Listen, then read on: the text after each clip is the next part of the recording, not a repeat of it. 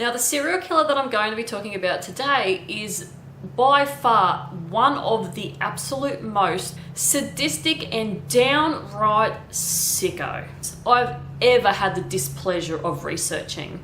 It's haunting and it will probably make you sick. Now, this guy is a seriously sick fuck, so viewer discretion is advised for this video. Now, this video was actually supposed to be part of a series that I was going to be doing called Serial Killers That You May Have Forgotten About, but I was supposed to have like 5 included in the video today, but this guy I had to do a whole video on. So this video is part of that series. It just includes one serial killer for today.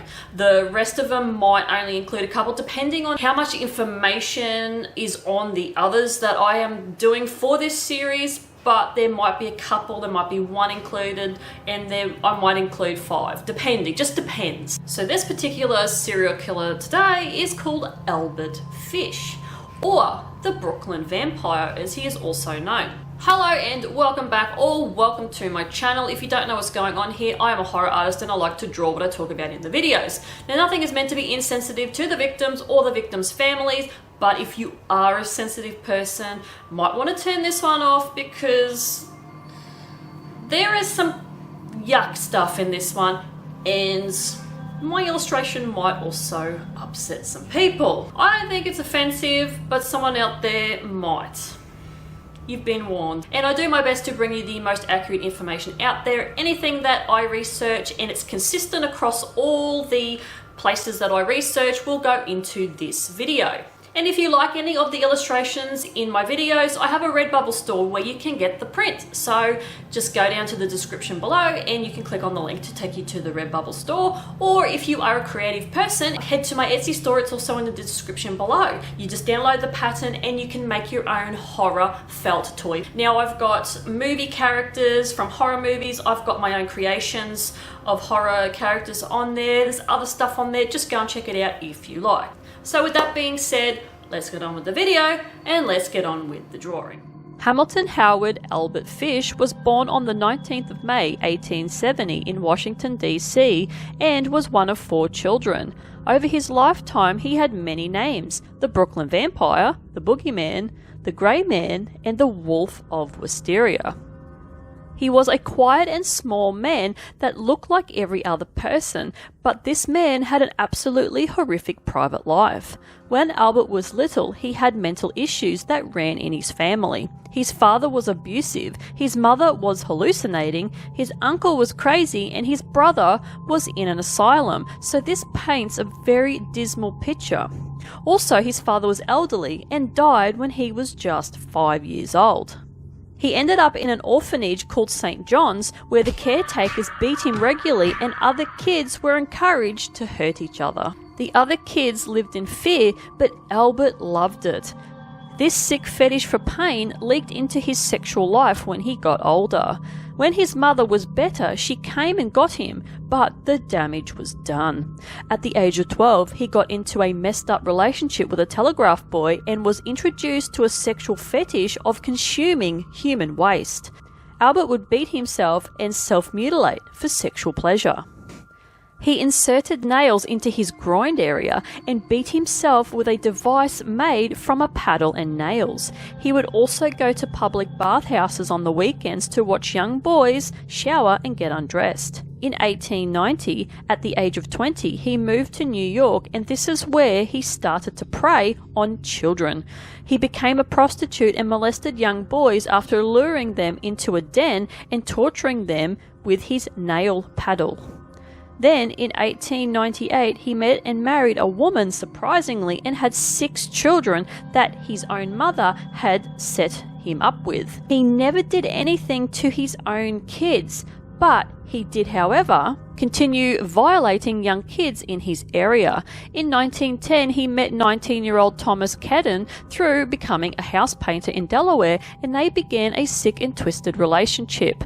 10 days after meeting, Albert lured Thomas to an abandoned farmhouse and locked him inside and tortured him for 2 weeks, cutting off half of his penis and mutilating other body parts. After this, Albert just disappeared, leaving Thomas with $10 for his time and sealed his wounds with peroxide and Vaseline.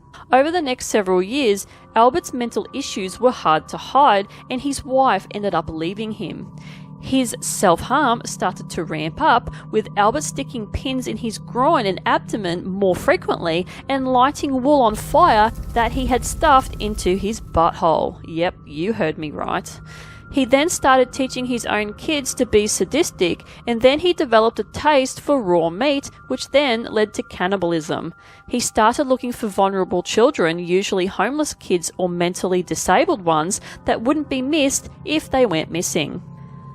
Albert started hallucinating too, and said that God started speaking to him and telling him to eat children. So in 1928, he advertised in the paper for a young person to do work for Albert and help around the house, as he was old and was going to pay $15 an hour. Through this, he met Grace Budd.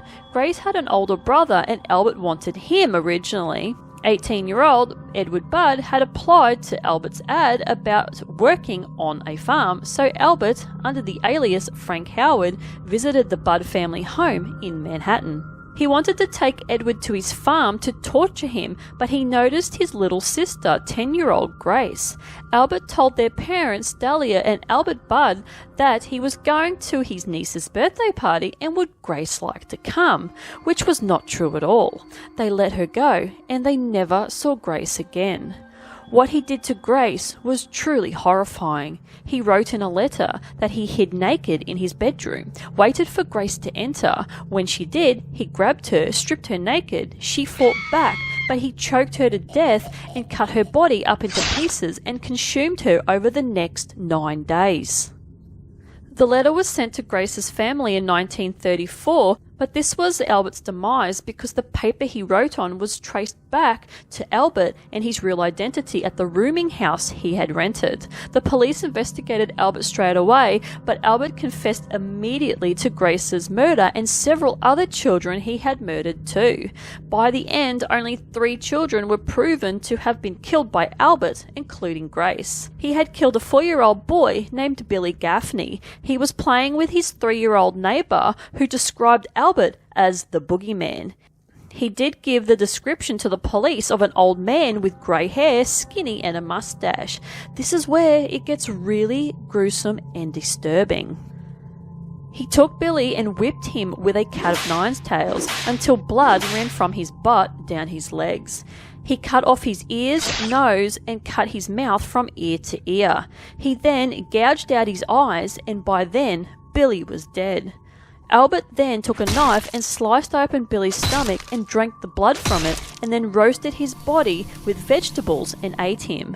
Unfortunately, Billy's body was never found because of this, but the 3rd victim was found very quickly. 9-year-old Francis McDonald disappeared while playing with his brother and friends at Staten Island. His body was found in a forest hanging from a tree not long after he disappeared. He had been strangled by his own suspenders and sexually assaulted. Albert was apparently going to dismember the body, but he got spooked and ran away from the scene because he thought someone had followed him. Albert's trial began on the 11th of March 1935, and it really proved to everyone that he was batshit crazy. He admitted to the voices in his head telling him to kill children. The trial lasted 10 days, and the jury found him crazy but sane enough to know exactly what he was doing, and he was sentenced to death via the electric chair. While waiting for his execution, he was held in the Sing Sing prison in Ossining, New York, and then on the 16th of January 1936 he was finally executed. It's believed that Albert's kill score was between 3 to 9, but Albert confessed to having killed 100 children over every state across America. But a lot of what he confessed in letters was not released to the public as it was too horrible to be viewed by the public. Albert's life was portrayed by a movie in 2007 called The Grey Man, and Albert was played by Patrick Boucher. Albert will remain one of the worst American child killers of all time.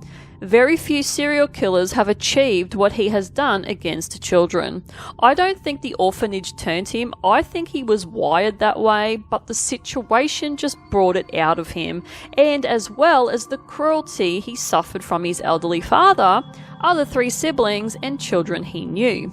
It seems like his sexual fetishes, self-harm for sexual pleasure, and the needles he would stick into his groin were a reflex to his personal trauma, and was a sick and twisted outlet for that trauma.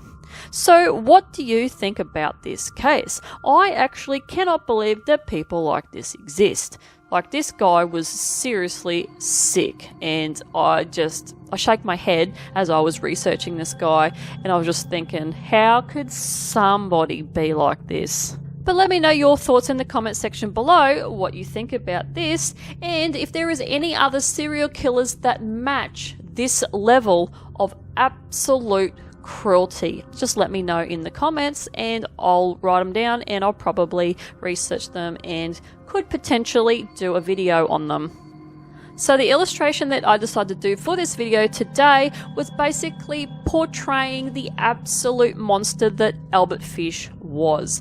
Now, what I created was this horrible monster that looks similar to Albert, and he's got all these horrible holes in him. Like, I just really wanted to give him this horrible, just icky, just disgusting holes all through him, and then I put needles in his head, into the holes in the back of him, and into his legs and groin.